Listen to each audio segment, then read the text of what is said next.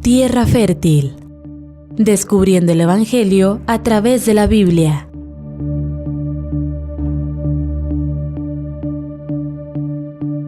Entonces vamos a comenzar con el día de hoy, que es la depresión. Así le he puesto yo, depresión afrontada desde el Evangelio.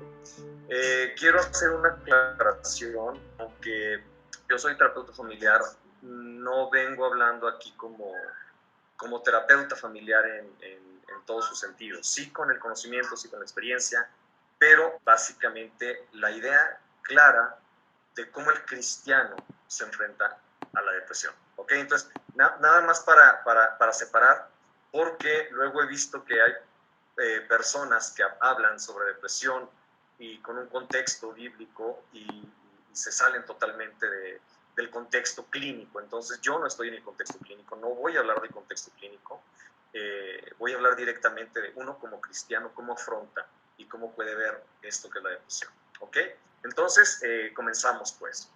¿De qué vamos a hablar en sí? Entonces, ya di un poquito de introducción, ya di un poquito de preámbulo. Vamos a estar hablando de específicamente, no de la tristeza o desaliento ocasional, no de aquellas emociones que luego vivimos y que tenemos altas y que tenemos bajas, ¿ok?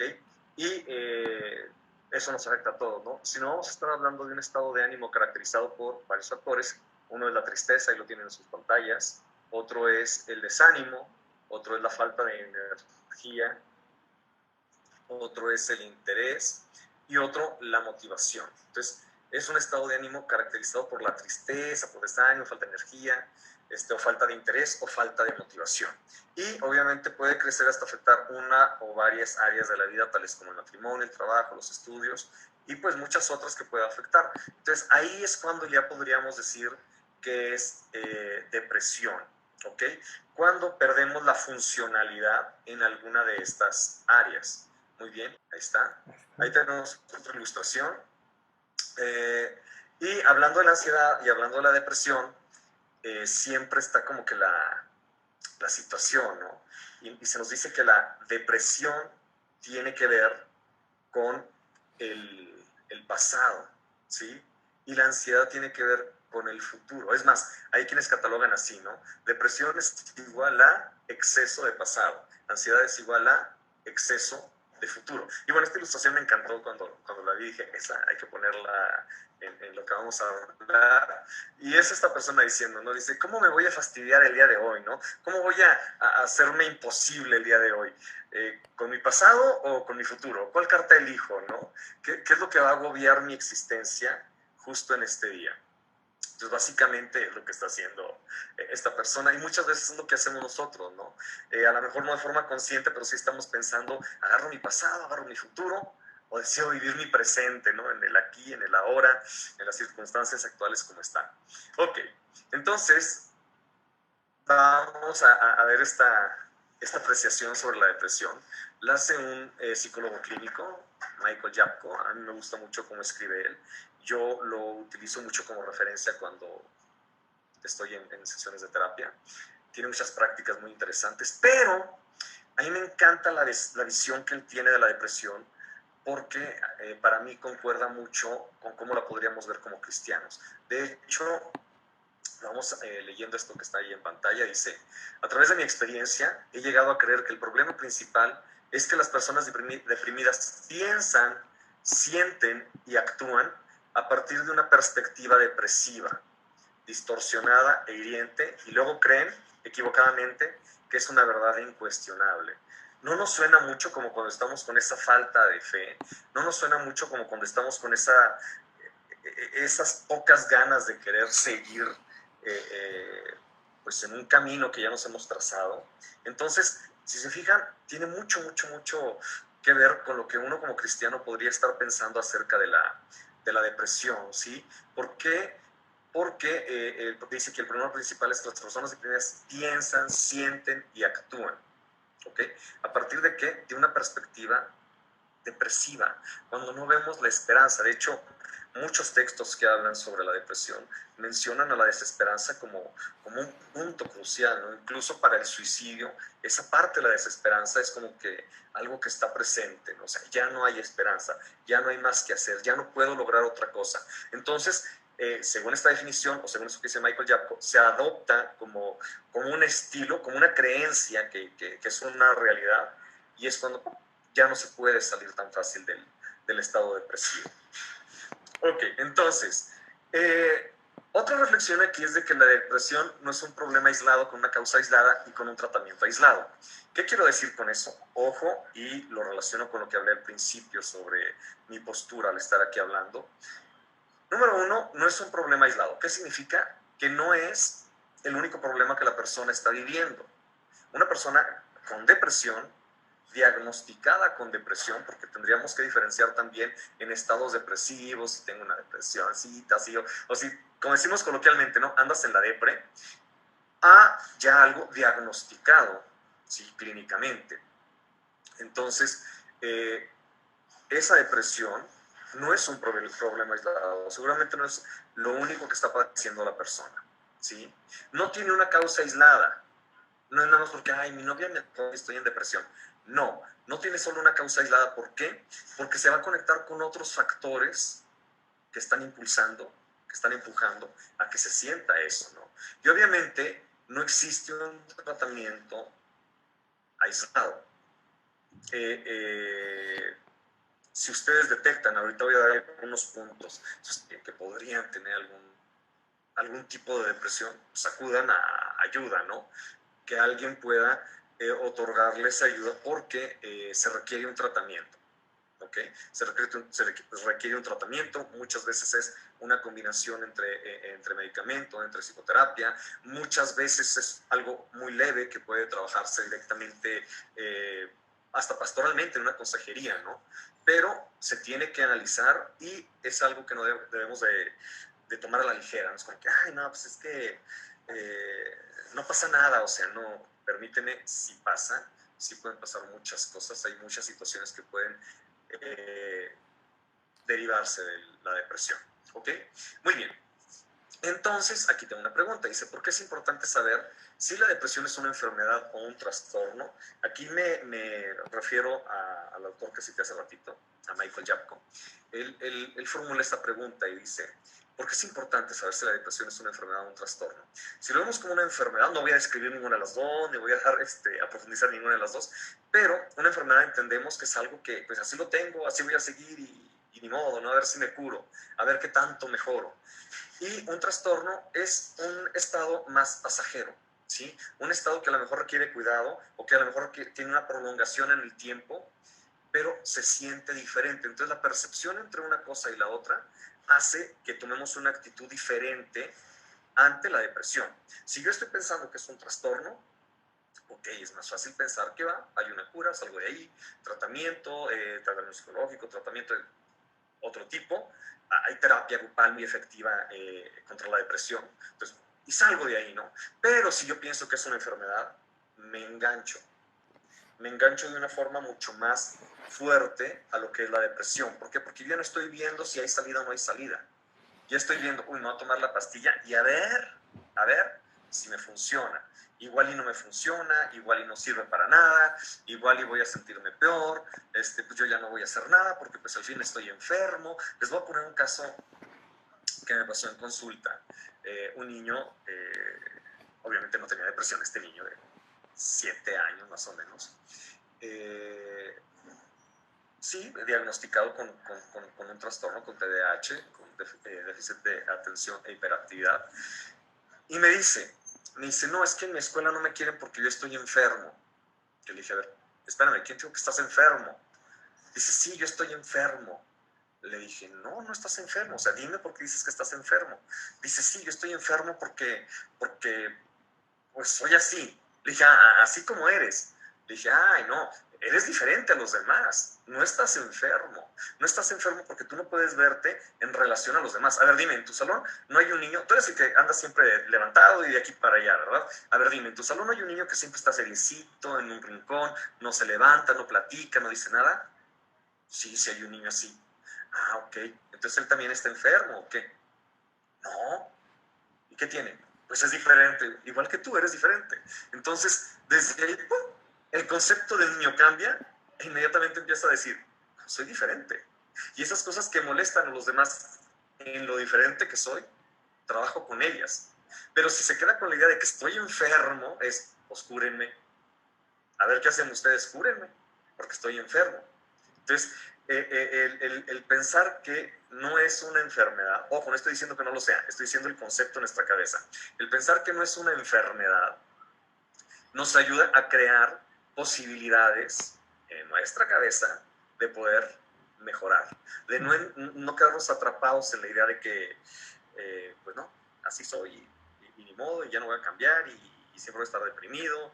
Y conozco personas incluso que van de psicólogo en psiquiatra, en esto, en lo otro, en electrochoque y demás, y jamás mejoran. Y tienen una idea de que pues es una enfermedad y pues a ver qué me funciona.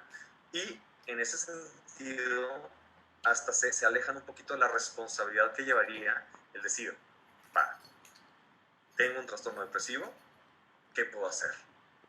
Yo como persona, no solo ir al doctor, ¿qué puedo hacer yo como persona? ¿no? Entonces, es importante que tengamos esa visión.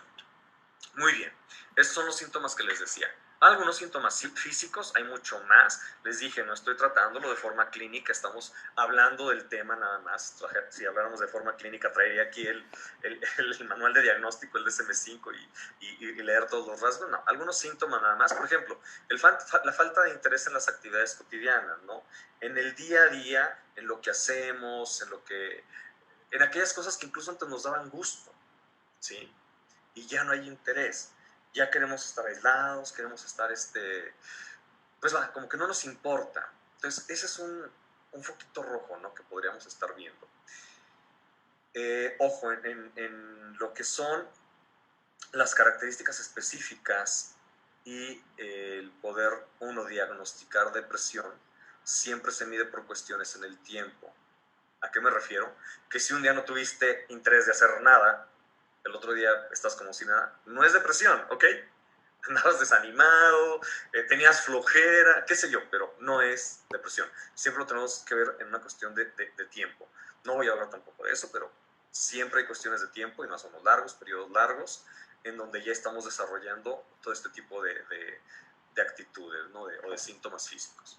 Muy bien. Entonces, el segundo sería no cumplir con sus responsabilidades. Esto pasa muchísimo. De hecho, en las familias es donde principalmente se da cuenta la gente, ¿no? Es que no está haciendo su tarea y era bien cumplido. Si a lo mejor nunca hacía la tarea y sigue sin hacerla, pues entonces no es síntoma, así se sí. Pero, oye, es que siempre se levantaba y se iba al trabajo y ahorita ni siquiera levantar. Lo tengo que empujar para que se vaya a trabajar, ¿no? Entonces, es importante siempre tener puntos de referencia de lo que hacía regularmente y cómo está actuando ahorita. Por las que siguen, ahorita les voy a decir cómo funciona esto. Dice, la persona no quiere levantarse en la mañana, lo acabo de decir, no quiere cocinar, come mucho o poco, gana o pierde peso. En eso de come mucho o poco es como puntos de referencia. Si siempre comía poquito y de repente empezó a comer mucho, ok, es foco rojo. Si siempre comía mucho y ahorita come poco, ok, es foco rojo, ¿no? Si siempre comía normal y se sube a comer mucho o a comer poco se baja, punto, foco rojo, ¿no? Entonces, es de acuerdo a nuestros puntos de referencia. Si comía mucho y sigue comiendo mucho, pues es comelón, ni modo, así es, ¿no? Ok, lo mismo con la dormida, no duerme mucho, duerme poco, o incluso si llega a sufrir de insomnio, punto de referencia. Si siempre dormía poco y ahora duerme mucho, es importante notarlo, ¿no? Entonces, todo aquello que se salga de la normalidad que ya llevaba la persona, o incluso nosotros mismos, ¿no? Ojo, a veces es difícil verlo nosotros, ¿sí? Nosotros pensamos que la vida sigue transcurriendo muchas veces igual, solo que sin esa motivación que tendríamos para vivirla. Ok, en hablar, ¿no? Habla mucho o habla poco. El típico que estás con alguien que es bien platicón y estás diciendo, ¿y ahora tú qué traes? ¿Por qué no hablas? O lo contrario, ¿no? Si alguien que nunca hablaba y está descosido, bla, bla, bla, bla, caray, pues, ¿qué te pasó, no? O sea, focos rojos. Cuando estás culpando a otras personas de tu situación, es otro foquito rojo podría ser, ¿no? De estar pensando que lo que te ocurre, lo que te pasa, lo que estás sintiendo o lo que estás viviendo es por culpa de otras personas que están ahí. Otro punto sería el tornarse irritable, ¿no? muy, muy irritable. O sea, no le puedes decir nada, porque, oye, ¿me pasas la sal, por favor? ¿Cuál sal? No te pasó nada, agarra tu vaca. Espérame, ¿no? O sea, algo está pasando ahí. O cuando se aísla la persona, cuando se logra aislar, que dice, me encierro, no hablo, no me hablen, estoy totalmente fuera de. Ok.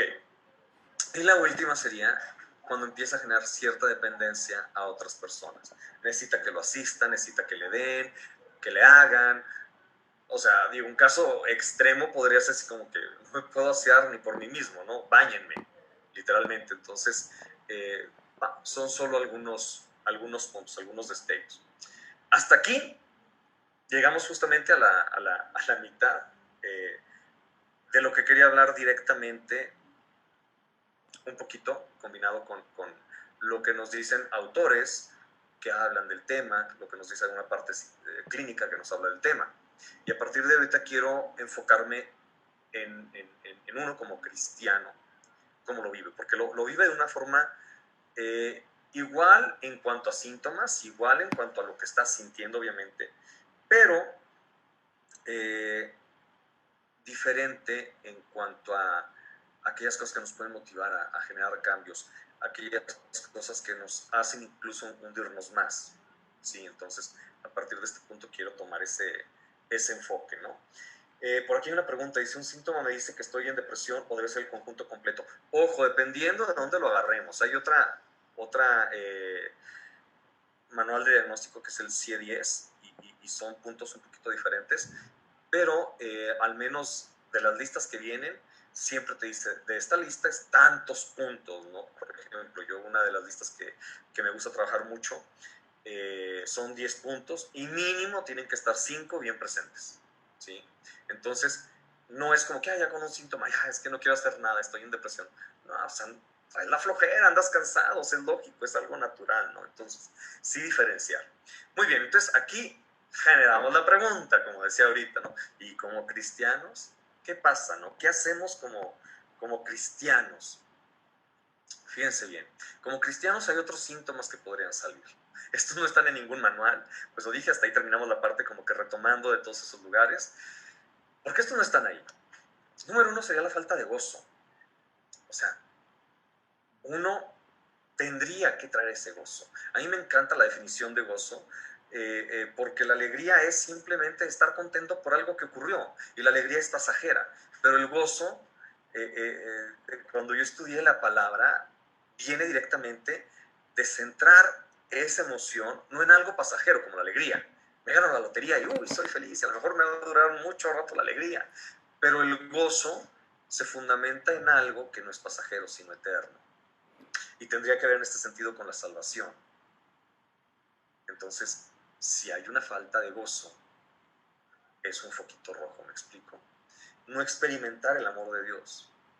Imagínate tú como cristiano no sentir el amor de Dios. Es más, sentir que no te ama Dios. Sentir que Dios tiene coraje contra ti. Sigo con la tercera, ¿no? Pensar que Dios nos ha abandonado, ¿no? Que tiene un poquito de relación con la anterior. O sea, Dios me abandonó. Dios ya no me voltea a ver. Dios ya no le importo a Dios. Y vamos a reflexionarlo, ¿no? Yo creo que son expresiones que llegamos a escuchar en conocidos, en amigos, en gente cercana que es cristiana. Por eso les digo, o sea, alguien que no tiene una creencia fundamentada en uno como uno como cristiano, pues estos rasgos no los va a tener. Entonces, pues decía, a partir de aquí se centra diferente, ¿no? La que sigue dice, el estar centrados en sí mismos y no en Dios, eso también puede traernos depresión. ¿Por qué? Porque lo podemos reconocer y decir, no, es que no estoy haciéndole caso a Dios, estoy enfocado en mí mismo. Y eso te puede traer depresión. ¿Por qué? Porque tú sabes que el trono no es tuyo, que el trono debe estar ahí Jesucristo y tú no, ¿ok? Entonces, también podría traer depresión. Dice, un sentimiento de culpabilidad sin fundamento. ¿Okay? Estarse sintiendo culpable, soy mal hijo, soy mal cristiano, etc. El sentimiento de vergüenza, ¿okay? El sentimiento de vergüenza es bien fuerte porque sentimos que no estamos dando el ancho como cristianos, como personas, como seres humanos, y obviamente eso nos trae vergüenza, el pensar, fíjense bien, esto es fuerte, el pensar que como hijo, como hija de Dios, no debería de sentir depresión, me trae vergüenza y me genera más depresión, ¿ok? Cuando hay dudas en cuanto a la salvación, eso también puede generar depresión. Sí, o sea, el decir, soy salvo, no soy salvo, o de repente pensar que era y ya no lo soy, eso puede traer depresión. No hay una convicción real de lo que es ser salvo, ¿no? Y muchas veces en algunas de estas situaciones tiene que ver más los conceptos que nos hemos formado que la realidad que nos habla la Biblia, ¿no? Y pues la última sería sentirse sin rumbo y propósito en la vida, ¿sí? El sentirse sin rumbo, sentir que no tienes dirección, sentir que no sabes a dónde vas, genera confusión. Esa confusión puede generar un desaliento y el desaliento va desencadenando, ¿no? esa depresión. Ok, hasta aquí espero que vayamos bien. Sí, por ahí pregunta Eva que cómo se comporta con alguien que está pasando por depresión. Lo peor que puedes hacer con alguien con depresión es decirle, lo peor, quítenlo de su vocabulario cuando estén con alguien con depresión, por favor, es decirle, échale ganas. Si es lo peor, porque tú no sabes las ganas que le está echando, tú no sabes lo que le costó vestirse en la mañana y le dices, échale ganas, así como que, ¿cómo sabes que no le estoy echando ganas? Eso es lo peor. ¿Qué es lo que sí puedes hacer? Estar con la persona. Estar con la persona. ¿Quieres hablar? Hablemos. ¿No quieres hablar? No hablemos. ¿Cuento un chiste? Te lo cuento. ¿No quieres que te lo cuente? No te lo cuento. ¿Podemos hacer algo juntos? Hagámoslo. ¿No quieres? No lo hagamos. El estar, ¿ok? El estar con la persona, eso da mucho ánimo. Y simplemente que tú puedes decir, ¿sabes qué? No entiendo lo que estás pasando, no entiendo lo que estás sintiendo, pero aquí estoy contigo. Si en algo te puedo servir, dímelo y quiero hacerlo. Básicamente esa disposición puede generar cierto alivio, ¿sí? Yo sí les recomiendo que si tú ves que es algo donde la persona está atrapada, ojo, lo que dije al principio, lo repito ahorita por quienes no estuvieron, cuando sientes que la persona está no siendo funcional en alguna de las áreas de su vida, o sea, es que como mamá ya nomás no da una, ¿no? O como estudiante ya no da una, o sea, que no está siendo funcional en un área de su vida, es un foco totototote rojo, y a lo mejor, si tú eres amigo de esa persona, y a lo mejor tú no tienes acceso para hacer nada, puedes hablarlo, digo, hablando entre chavos, con sus papás, oiga, señora, vea qué está pasando con su hijo, con su hija, ¿no? Porque sí es importante, si nosotros detectamos, poder ser también esa voz que pueda comunicarlo con alguien que pueda realmente hacer algo, ¿no? Ok, ¿cuáles son las causas más comunes de la depresión entre cristianos? ¿Sí? En la vida cotidiana de cualquier persona hay muchas causas de depresión, pero como cristianos tenemos ciertas causas que pueden generarla, ¿no? Ok, entonces, esas son lo que llamaríamos causas espirituales, ¿no? La primera sería sentimientos de culpa. Ojo, puede ser por el pecado. Muchas veces somos buenos para juzgar y decir, de seguro tiene pecado el hermano y por eso está deprimido. Hay veces que el hermano ya se arrepintió, hay veces que ya no va, o sea, ya fue lavado directamente, diríamos, pero muchas veces uno no logra perdonarse, uno no logra decir, sí, sí es cierto, gracias Dios por perdonarme, gracias Dios por lavar esa maldad en mí. Y no somos capaces, ¿no? Y sigue esa culpa, y nos atormenta, y nos deja sin ánimo, nos deja sin ganas de vivir, nos deja sin ganas de seguir adelante, nos hace cuestionarnos lo que decía hace ratito, ¿seré salvo o no seré salvo? Y pues obviamente eso genera mucho lo que podría ser la depresión para un cristiano. Por ejemplo, pecado sexual. El pensar que no ha sido perdonado te puede causar depresión tremenda. Pero para alguien que no dice, para alguien que no ve el explorar, hacer lo que quiera con su sexualidad y no lo ve como algo malo, pues a lo mejor no le va a generar nada, ¿sí? Entonces, ahí depende también mucho de lo que decía hace ratito, ¿no? O sea, nosotros como cristianos tenemos cosas que nos pueden atacar directamente, que a otras personas, ay, ¿a poco palabras coloquialmente, ay, ¿a poco te agüitas porque hiciste eso? Ni es nada, y uno acá por dentro muriéndose, o sea, puede pasar, ¿no? Entonces, ojo, el pecado es algo que está presente, es algo que conocemos lo que es, que conocemos lo que causa, y, y bueno, vayamos a Salmos y leamos, hay muchos ejemplos de cómo llegó a sentirse David con el pecado, ¿no? Sus huesos casi quebrándose, sin fuerza, sin vida, sin nada, ¿no? Ok, y lo que puse aquí, ¿no? La depresión mismo, o sea, sentimiento de culpa por sentir depresión, es que ¿cómo es posible que esté deprimido? Y eso, lo decía hace rato, me va a generar más depresión, porque me deprimo, porque estoy deprimido y no debería estar deprimido, porque soy hijo de Dios. Ojo, un cristiano, claro que puede caer en depresión, clarísimo, clarísimo. Un cristiano, claro que puede sentir que ya no puede hacer nada por sí mismo, claro que puede. Ok, entonces, y no debemos de sentirnos culpables por ello, y lo decía al principio, no pensemos que es un solo factor, son muchos factores los que nos pueden hacer caer en depresión, ¿no? El punto B dice, respuestas no bíblicas o pseudo bíblicas a circunstancias de la vida, ¿sí? Respuestas no bíblicas, híjole, me voy primero con las pseudo bíblicas. Una pareja ya bien desanimada, que no quería ir a la iglesia, que no quería tratar las cosas de Dios ni nada. Y cuando se les pregunta, ¿no? Bueno, ¿por qué no quieren acercarse a la iglesia? No somos dignos, Dios no nos va a perdonar. Nosotros no deberíamos estar así en esta condición.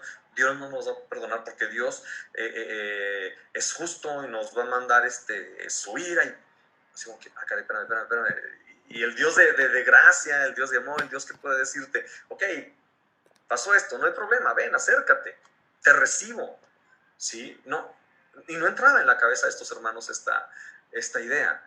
Entonces, realmente ellos estaban afectándose a sí mismos por una creencia pseudobíblica, ¿no? De un Dios severo, que no podía volver a recibir a nadie, ¿no? Entonces, ojo, ¿sí? O incluso una respuesta no bíblica, como simple y sencillamente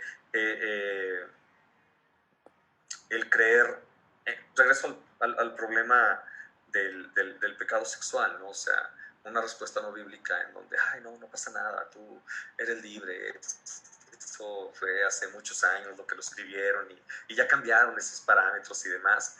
Y estar pensando eso con la contraposición de estar creyendo bíblicamente, te puedes sumir en depresión. Entonces, ojo, como cristianos, este segundo punto es muy, muy importante, sobre todo porque luego no alineamos a la Biblia realmente lo que tenemos que alinear, lo que tenemos que creer. ¿Ok? Otra causa espiritual, la autolástima. Literal, empezamos a lamernos las heridas, ¿no? Es que yo he sufrido tanto, es que si supieran cómo ha sido mi vida, y es que esto, es que lo otro, es que allá, es que acullá, y nos sumimos en eso y perdemos de vista nuestra identidad en Cristo. Así es sencillo, ¿sí? Nuestra identidad en Cristo. Y la última sería sentirnos atrapados, que no tenemos salida, que nos asfixia lo que estamos viviendo y que no vemos esa luz. Y aquí lo voy a conectar un poquito con las respuestas pseudobíblicas, ¿sí? Porque una respuesta pseudobíblica sería decir, hombre, usted no está atrapado, ¿sí? Cristo lo fortalece, lo levanta y lo lleva a la otra orilla y demás. Y a veces tenemos una concepción de que, ay, Jesús me va a llevar a la otra orilla volando así bien bonito. No, ¿sí? O sea, no es un puente para que yo cruce. Me da la fuerza para atravesarlo y cruzarlo con todo lo que venga. Y muchas veces el pensar pseudobíblicamente de que mágicamente, ¡pum!, Cristo me va a agarrar de aquí, me va a llevar acá donde no hay problemas, ya me hace sentir atrapado. ¿Dónde estás, Dios, que no me escuchas? Bueno, estás pensando en un Dios que no es el Dios de la Biblia. Dios no te va a agarrar mágicamente aquí de tu problema y te va a poner en donde no hay un problema. Pero sí te va a agarrar de aquí y te va a ayudar a que atravieses completo el problema. ¿Ok? Yeah. Entonces, el sentirse atrapados es muchas veces por estos conceptos erróneos que podríamos tener en cuanto a lo que es la Biblia, ¿no? Igual regreso a la parte del pecado. Uy, es que está así porque anda en pecado, o sea, veme, ¿cómo sabe usted, no? Es más, ¿cómo sabes que mis problemas es por pecado, no? O sea, y caemos en eso y nos enganchamos otra vez y nos sentimos atrapados. Entonces, viendo todo esto, ¿tendrá algún propósito la depresión? Bíblicamente yo pienso que sí, y mucho, y yo pienso todo esto y lo creo totalmente. Pienso que el propósito de Dios en la depresión es bien vasto. ¿Por qué? Porque está diseñada para avisarte que algo no anda bien, para decirte, algo está funcionando mal en ti. Y ya depende de uno ver que está funcionando mal, ¿no? Está diseñada para hacer que tú te detengas y reflexiones en tu interior. ¿Qué está pasando conmigo? ¿Qué estoy sintiendo? ¿Qué está pasando realmente que me hace sentir esto, no? El tercer punto dice, diseñada por Dios para revelarte tus debilidades. Qué buen punto, por lo que está diseñada la depresión, ¿no? Por lo que hay un propósito en la depresión. El que sigue dice, diseñada por Dios para que usted confíe en Él. Cuando yo me siento deprimido, digo, híjole, tengo que confiar el doble, ¿no? Hay una frase que a mí me encanta, la decía Francisco Warren, el papá de Marcos Witt, y me encantaba siempre que la decía, porque él decía, oh, hombrecito, cuando usted siente que sus oraciones rebotan en el techo, dice, pues qué bueno. Te quedas como que, ¿por qué qué bueno? Dice, sí, porque Dios nunca deja de escucharlo. Entonces, lo oye de ida y si rebota, lo oye de regreso. Entonces lo escuchó 2 veces, ¿no? Entonces, eso, el que yo esté deprimido, me permite confiar más en Dios. Decir, Dios, yo no puedo con esto, pero tú sí puedes. Tú eres quien puede, tú eres quien puede traerme de nueva cuenta el gozo, ¿no? Diseñada por Dios como proceso sanador de las emociones heridas. Puedo detectar. Digo, no se me quita y no se me quita, y esto no se me quita, y sigo batallando con lo mismo. Bueno, es que a lo mejor hay algo, ¿sí?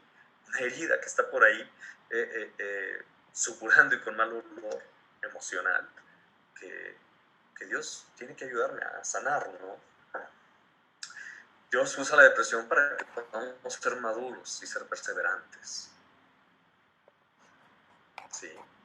Dios nos ayuda, sí, también en esa parte. Dios usa la depresión para que nuestra vida tenga más valor, para que confiemos en los recursos que Él tiene y que nos da, porque nos damos cuenta que no podemos. Señor, yo no puedo, ¿sí? Y también nos ayuda para aumentar nuestra compasión. Para quien preguntaba ahorita qué podemos hacer con alguien con depresión, para eso también usa la depresión Dios, para que podamos tener compasión y comprensión de lo que están viviendo otras personas. Y entonces extender esa gracia que nosotros mismos hemos recibido. Entonces, como cristianos, ¿qué podemos hacer? Si nos sentimos, voy a decirlo así, deprimidos, no en un estado crítico de depresión, ¿va? Ya lo dije, se requiere un diagnóstico, se requiere atención, obviamente eso lo digo, ¿no? Atención especializada. Pero si sentimos que algo no está bien, que estamos medio mal, lo primerito que podríamos hacer es esto que tengo aquí. Número 1, cultivar esa relación personal con Cristo. Y si están aquí, si están escuchando, si son cristianos, saben cómo hacerlo. Y si no, estamos en una página, busquen ayuda ahí mismo, pongan un mensaje en privado directamente a la página y pidan ayuda, porque esto no se da a veces de forma natural. Hay que ser guiado en esto de tener una relación personal con Jesús. Pero si ya sabemos cómo es eso regresar a veces nada más. Y literalmente quebrarnos y decir, Señor, yo no puedo, ayúdame. Y si a veces es porque nos hemos alejado, pues Señor, perdóname, aquí estoy, voltea a verme, ¿ok? Inciso B, hablarse la palabra. Se oye raro eso de hablarse, ¿por qué? Porque es hablarme a mí mismo la palabra. Y principalmente hay muchísimos versículos que nos van a ayudar si estamos en una situación crítica o en una situación depresiva. Nos van a ayudar muchísimo algunos versículos. Pero básicamente lo que tenemos que hablarnos a nosotros mismos es recordarnos el Evangelio. Porque no importa la situación por la que sintamos depresión, no importa. Lo que importa es que esa verdad por la que estamos deprimidos puede ser nuestro mismo pecado. Y tenemos que recordar siempre que esa verdad es apabullante, porque somos más pecadores de lo que podríamos reconocer, de lo que nos gustaría aceptar, ¿sí? Y como dijo cierto actor cantante mexicano, si te vienen a contar cositas malas de mí, ¿sabes qué? Sí es cierto, y aún más, porque no me conocen todo lo pecador que puedo ser. Entonces tengo que confrontar esa gran verdad de mi pecado con ese gran amor, en donde también soy más amado de lo que podría merecer, más amado de lo que podría entender, más amado de lo que mi mente puede imaginarse. Y entonces ese pecado es cubierto. Y tengo ese abogado para con el Padre. Ok. Autoexaminarme. Y como cristiano autoexaminarme, ¿no? ¿Qué estoy haciendo? ¿Qué estoy permitiendo que entre a mi vida? No, es que está bien buena esa serie. Ay, sí, pero ¿qué contenido tiene? ¿Está ayudando? ¿Está haciendo muy ligerito tu forma de pensar? O sea, ¿qué está pasando en tu vida, no? Inciso D, confiar en Dios. Hay veces que no estamos confiando para nada en Dios. No estamos confiando en que Dios pueda hacer la obra. No estamos confiando en que Dios es quien tiene control de las cosas. Es que me deprimí porque pasó esto, una situación, algo trágico, ¿sí? Me deprimí por un accidente que tuve en el 2000. Ok. Y yo puedo decir, es algo lógico. Pero si yo confío en Dios, digo, bueno, es que aún ese accidente tenía un propósito. Y si es real el accidente, en el 2000 tuve un accidente, íbamos, volteó la camioneta, derrapamos, se abrió la cabina. Así quedó de este tamaño la cabina y ahí estaba yo adentro, salí por la otra ventana, no sé ni cómo. Es real. Me deprimió eso. Pero yo encontré siempre un propósito en ese accidente. Y siempre me hizo confiar en Dios en ese accidente. Incluso el escuchar a los paramédicos cuando íbamos en la ambulancia de regreso, porque fue en carretera, le escuchaba a los paramédicos decir, no, veníamos haciendo cuentas cuántos muertos había. No, yo decía que 2, yo que 3. Y que no hubo ningún muerto, las 4 personas estamos vivas. Gracias a Dios. O sea, eso me hace confiar en Dios. Sí. Entonces muchas veces el que nos esté yendo mal, el que no estemos viendo lo que queremos ver en nuestra vida, quita esa confianza en Dios. Tenemos que seguir confiando en Dios. ¿Ok? Y por último, aprender a regocijarnos en el Señor. ¿Por qué? Porque lo más grande que nos puede dar Dios, lo más grande es lo más eterno, o lo eterno, ¿no?, que nos puede dar. Y eso es justamente la salvación. Y eso lo tenemos. Si no tendríamos motivo para perder el gozo. Y tendríamos que estar regocijándonos constantemente en el Señor. Y pues bueno, hasta aquí sería lo que preparé para compartir acerca de la depresión. Nos vemos la próxima. Gracias. Tierra Fértil. Recuerda visitar nuestra página de Facebook, Tierra Fértil Estudios, y dejar ahí tus dudas y comentarios.